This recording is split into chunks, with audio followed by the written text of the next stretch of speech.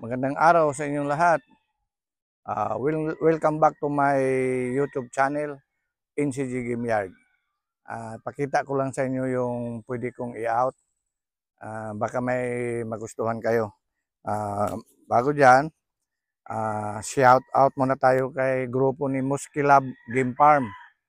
Yung mga grupo niya, si Range Escobedo, si LG Game Paul, si Shakdum Game Farm, si Mamerto Artana, si Good Backyard, si Doc Agapito.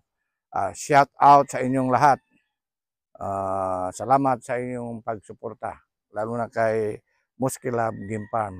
So, pakita ko muna sa inyo yung i-out ko, baka magustuhan nyo.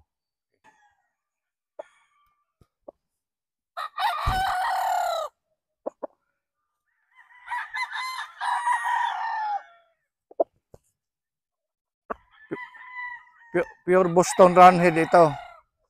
Nasa 11 months na siguro ito. I-out ko na ito. Kung sinong kursunada sa inyo na gawing materials, yan. Kaya lang, huwag nyong isali sa exam ito dahil may problema ito sa paa. Parang kung sa Bisaya pa, palita. Sa maliit pa siya, medyo nasira yung paa niya. So hanggang ngayon hindi na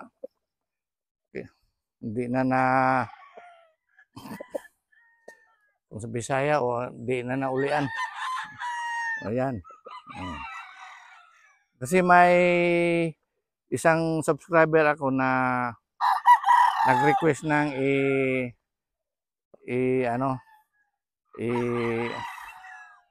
pakita yung niya, laro niya, kaya lang hindi ko pwedeng pakita kasi may sira ito, hindi po pwede, baka mabalian. Pang materialis lang talaga ito. Mag-PM lang kayo sa Facebook page ko, NCG Game Yard din, para doon tayo mag-chat. Ayan.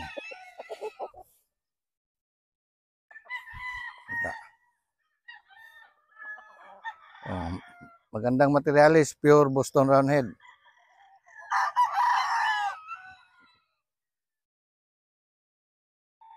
Mayroon tayong pangalawang pwedeng i-out.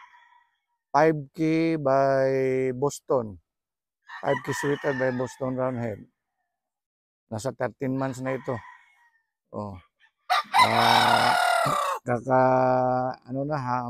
Malapit na makumpleto yung balahibo niya. I-out na namin to.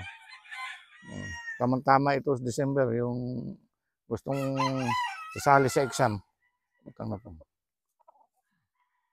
Ayan.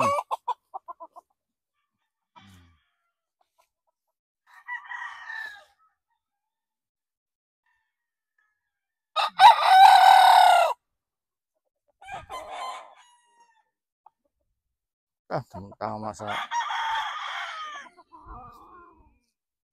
Okay. Mayroon din tayong pullets. Ito'y 5.5 months old.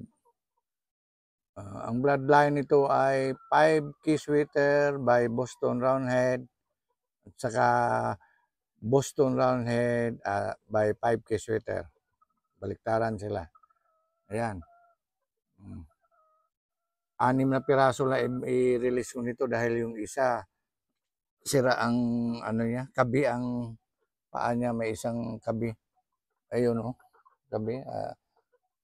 Kahit ako na lang mag-breed niyan.